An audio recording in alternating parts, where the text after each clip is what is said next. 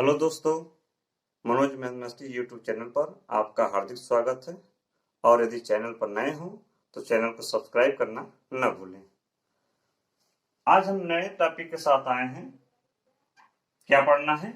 वृत्त पढ़ना है। क्या पढ़ना है? वृत्त के बारे में आज जानेंगे कि वृत्त क्या होता है और वृत्त के बारे में महत्वपूर्ण जितनी भी जानकारियां हैं आज उसके बारे में अध्ययन करना है। समझते हैं, पहले जानते हैं कि वृत्त क्या होता है। तो मान लिया जाए एक समतल है और इस समतल में मान लिया जाए कोई एक क्या है, एक बिंदु है। क्या है? एक बिंदु है। और इस बिंदु के समान दूरी पर एक निश्चित बिंदु के समान दूरी पर अनंत बिंदुओं से घिरी हुई बंद आकृति को क्या कहते हैं? वृत्त कहा जाता है। जैसे मान लिया जाए कि यह एक बिंदु है, इस बिंदु से समान दूरी पर, समान दूरी मतलब निश्चित दूरी पर अनंत बिंदुओं से घिरी हुई बंद आकृति को क्या कहते हैं? वृत्त कहा जाता है। या इसे कहते हैं अनंत बिंदुओं से बना हुआ बिंदुपथ क्या कहलाता है? वृत्त कहलाता है। यह सब क्या है? बिंदुएं हैं और इन बिंदुओं को आपस में क्या किया जाएगा? मिला दिया जाएगा तो क्या बन जाएगा? वह वृत्त का निर्माण कर देगा। तो इसका परिभाषा क्या हो जाएगा? लिखेंगे हम किसी निश्चित बिंदु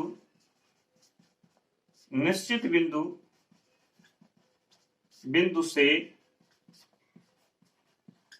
समान दूरी पर स्थित अनंत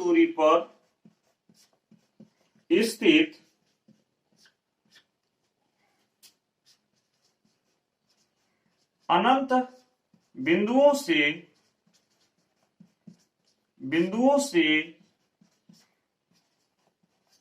घिरी बंद आकृति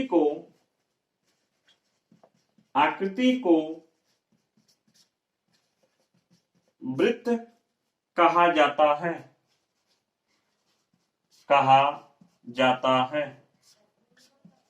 क्या कहा जाता है?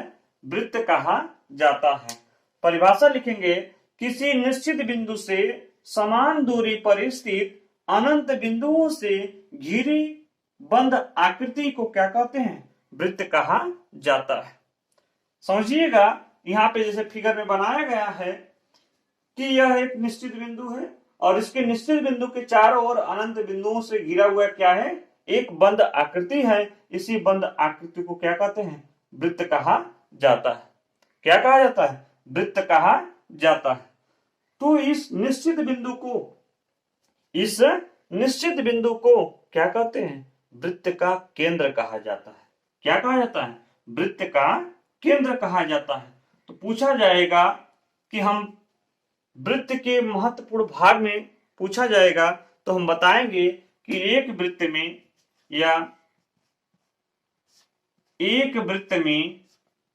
में कितने केंद्र होते हैं? तो केवल एक केंद्र होते हैं। एक वृत्त में एक केंद्र होता है। यानी जो वह निश्चित बिंदु था उस निश्चित बिंदु का नाम क्या दिया गया? केंद्र दिया गया। और देखते हैं, मान लिया जाए यहां पर कोई एक बिंदु है, यह अनंत बिंदुएं हैं, इसमें से मान लिया जाए कोई एक बिंदु है और इस बिंदु को मैंने नाम क्या दे दिया है? ए दे दिया है। तो यह ओ से, केंद्र से वृत्त के परिधि पर स्थित किसी एक बिंदु से मिलाने पर यह जो एओ की जो दूरी बनती है वह क्या कहलाती है? त्रिज्या कहलाती है। क्या कहलाती है?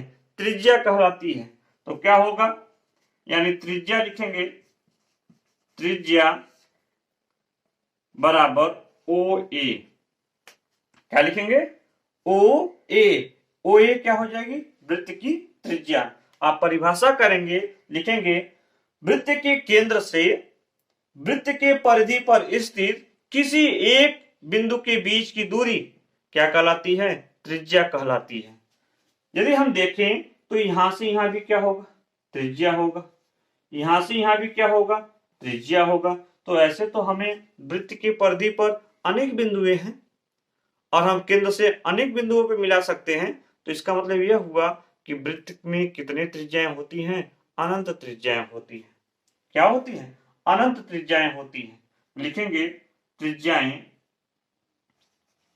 वृत्त में, एक वृत्त में अनंत त्रिज्याएं होती हैं। कितनी त्रिज्याएं होती हैं? अनंत त्रिज्याएं होती हैं। आगे चलते हैं, देखते हैं। यदि हम कहें ए से ओ तक आए, फिर इधर से इधर मिला दें, यानी यहां लिख दिया जाए बी। यहां क्या लिख दिया जाए? बी। तो ओ से ए तक गया तो आर मिला, तो ओ से बी तक भी जाएंगे तो क्या मिलेगा? आर मिलेगा। और देखिएगा ध्यान से, ए से बी तक जाएंगे तो क्या बनेगा? व्यास बन जाएगा। क्या बनेगा? व्यास बन जाएगा। व्यास बनेगा। क्या बनेगा? व्यास बनेगा। जो यह व्यास होता है, ए बी जो होगा, क्या होगा? ए बी जो होगा वह 2 गुणे आर होता है। 2 गुणे आर, यानी इसको हम ऐसे भी लिख सकते हैं, लिखेंगे ओ ए धन ओ बी। ओ ए धन ओ बी, यानी आर धन आर बराबर कितना? 2r, यानी ए बी यानी क्या? व्यास, यानी डी को संकेत मानते हैं, तो यह हो जाएगा आपका क्या? डी बराबर 2r। यदि इसको हम ऐसे लिखें, व्यास बराबर 2 गुणे त्रिज्या। 2 गुणे क्या लिखेंगे? त्रिज्या, यानी व्यास जो होती है वह त्रिज्या की क गुनी होती है? 2 गुनी होती है। या ऐसे कहें, त्रिज्या जो होती है वह व्यास की क्या होती है? आधी होती है। यदि यहां तक आपको समझ में आया हो तो इसका एक स्क्रीनशॉट ले सकते हैं। चलिए हम आगे देखते हैं।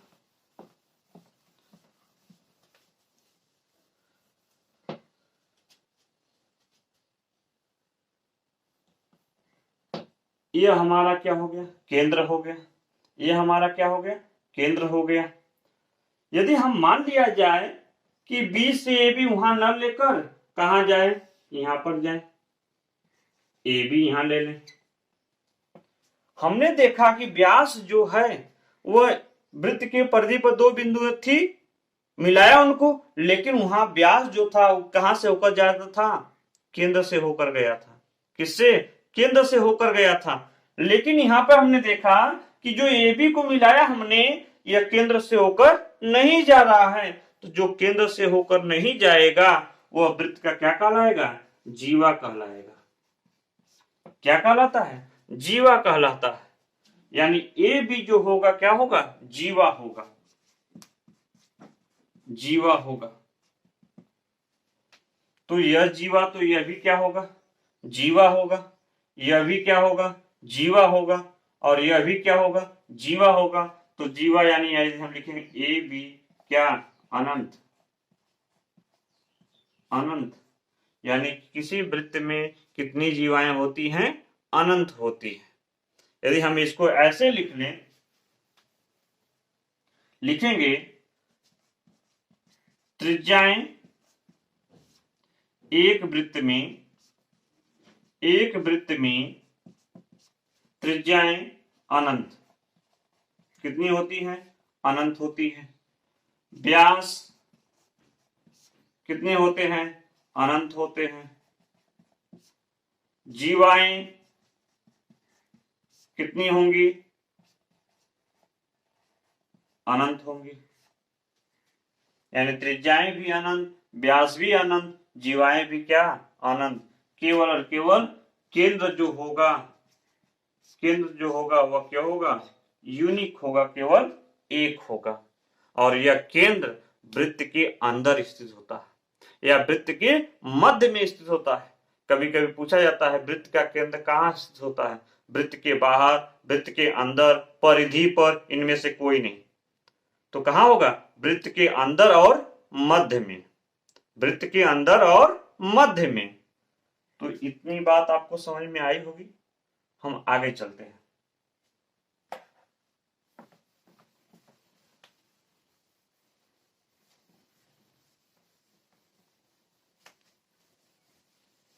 आगे हम पढ़ेंगे त्रिज्य खंड। त्रिज्य खंड, जो यह त्रिज्य खंड है, खंड मीन्स क्या, टुकड़ा, त्रिज्याओं से, किससे, त्रिज्याओं से बटा हुआ भाग क्या कहलाता है, त्रिज्य खंड कहलाता है। यदि हम एक कोई वृत्त बना ले, ऐसे यह वृत्त बना ले, और यदि हम कहें यहाँ पे क्या हो जाएगा, केंद्र, और केंद्र पे यह क्या हो जाएगा, त्रिज्या, और यह भी क्या हो जाएगी, त्रिज्या। तो यह जो बटा हुआ भाग है, यह भी यहाँ पे O, यहाँ पे A, यहाँ पे क्या B मान ले, तो OA त्रिज्या हुआ, OB क्या हुआ, त्रिज्या हुआ, इनके बीच यह रंगा हुआ भाग क्या कहलाएगा, त्रिज्य खंड कहलाएगा। तो यह क्या हो जाएगा, त्रिज्य खंड।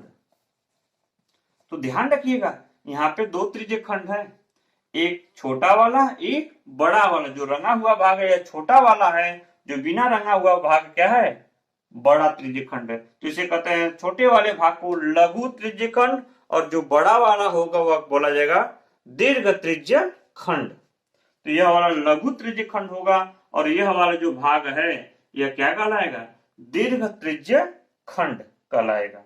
ठीक, आगे चलते हैं।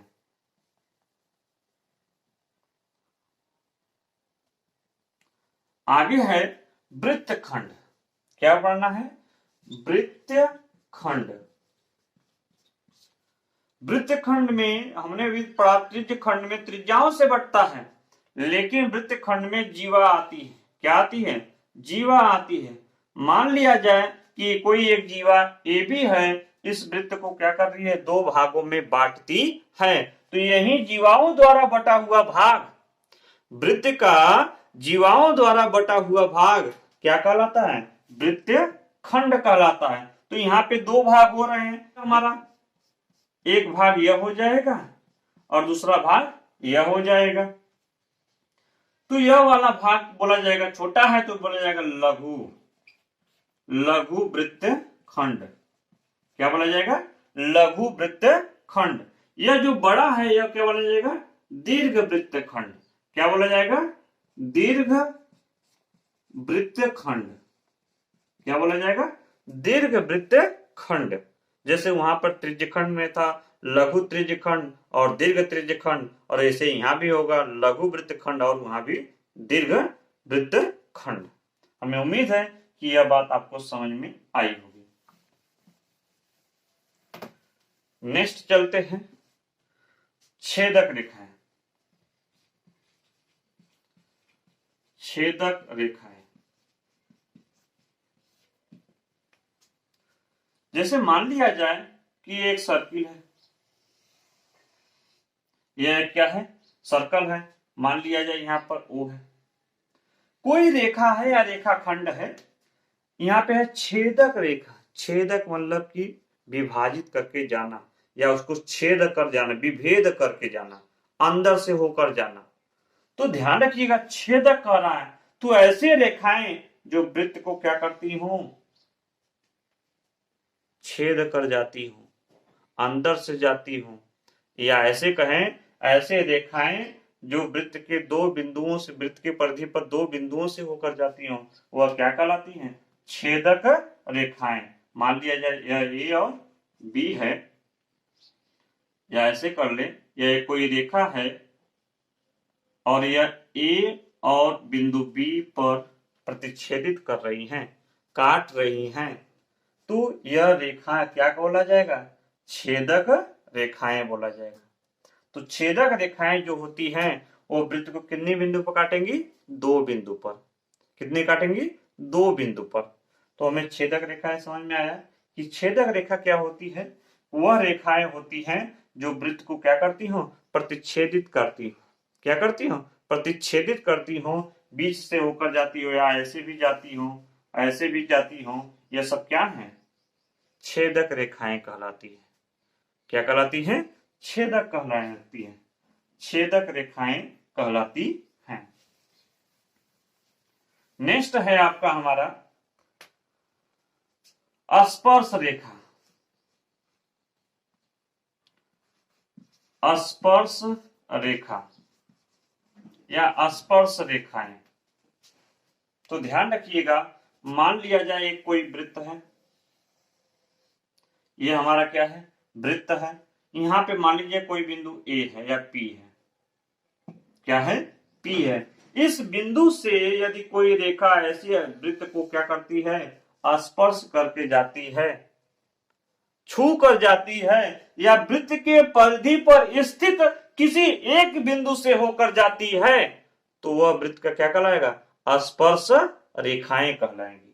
तो यानी यह बिंदु P से होकर जाती है, तो इस रेखा को क्या कहेंगे, स्पर्श रेखाएं। तो ध्यान रखिएगा, एक वृत्त में परिधि पर कितने बिंदुएं होती हैं, अनंत होती हैं।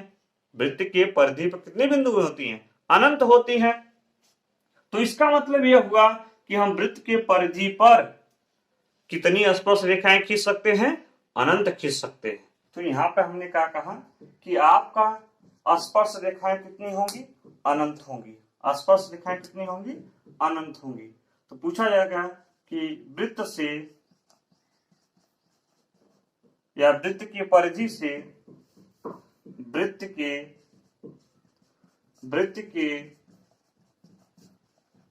परिधि से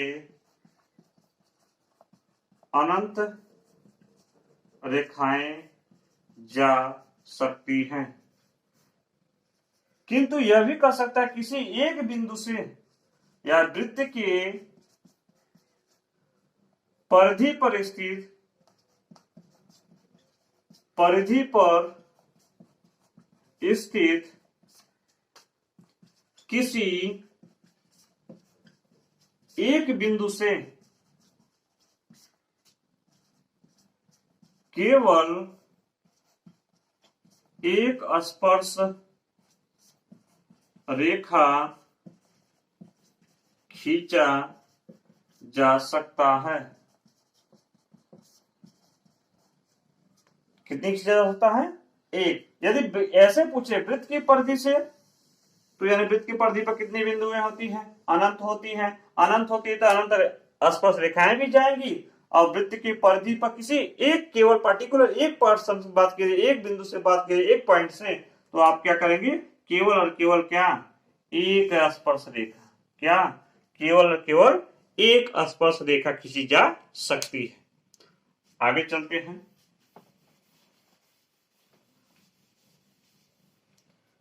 ध्यान रखिएगा, जैसे मान लिया जाए दो वृत्त हैं, यह दो वृत्त हैं,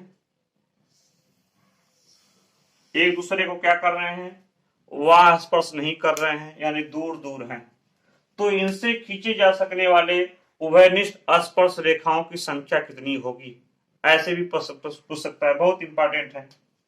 मान लिया जाए बिंदु ए यहाँ पर ओ डैश है, यह केंद्र क्या है, ओ डैश है। तो पूछा जाएगा दोनों वृत्तों से, ओ और ओ डैश वाले वृत्तों से कितनी स्पर्श रेखाएं यानी उभयनिष्ठ कितनी स्पर्श रेखाएं खींची जा सकती है। तो आप ध्यान रखिएगा, यह देखिएगा, एक यह जाएगा, दूसरा यह जाएगा, तीसरा यह जाएगा,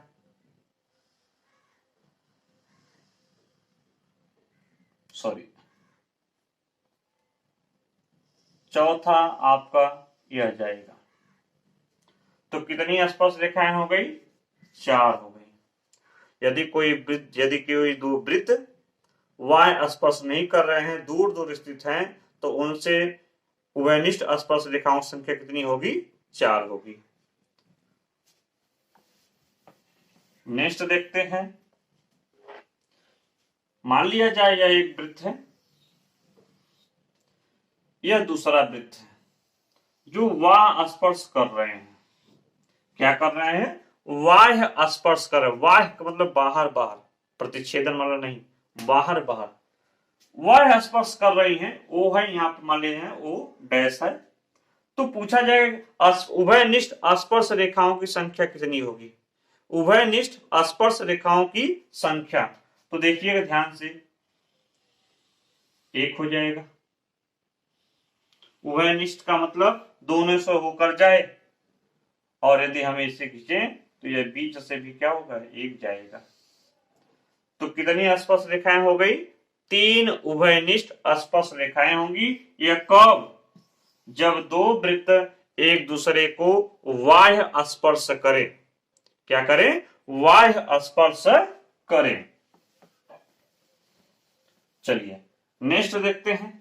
यदि मान लिया जाए दो वृत्त हैं, कितने हैं, 2 वृत्त हैं, एक दूसरे को प्रतिच्छेदित करते हैं। क्या करते हैं, प्रतिच्छेदित करते हैं। प्रतिच्छेदित का मतलब एक दूसरे को काटते हैं, विभाजित करते हैं। तो उनसे खींचे जा सकने वाले उभयनिष्ठ स्पर्श रेखाओं की संख्या कितनी होगी, यह बताना है। तो ध्यान रखिएगा, यदि हम ऐसे खींचे तो 1 जाएगा, ऐसे खींचे तो 1, यह उभयनिष्ठ जाएगा, और कहीं जा सकता है। यदि हम यहां खींचेंगे तो इससे नहीं जाएगा, बीच से खींचेंगे तो प्रतिच्छेदित कर देगा स्पर्श रेखा, तब हो जाएगा छेदक रेखा। हमें स्पर्श रेखा खींचना है। क्या खींचना है, स्पर्श रेखा खींचना है। तो स्पर्श रेखा, 2 वृत्त हैं, एक दूसरे को क्या करते हैं, विभाजित करते हैं, एक दूसरे को प्रतिच्छेदित करते हो, तो उनसे स्पर्श रेखाओं की संख्या कितनी खींची जा सकती है, सॉरी 2 हो जाएगा। कितनी हो जाएगा, 2। देखिए एक ऊपर का एक नीचे, यदि बीचों बीच खींचेंगे तो वह जो तीसरी खींच रहे हैं तो वह प्रतिच्छेदन हो जाएगा, स्पर्श रेखा नहीं होगा। चलिए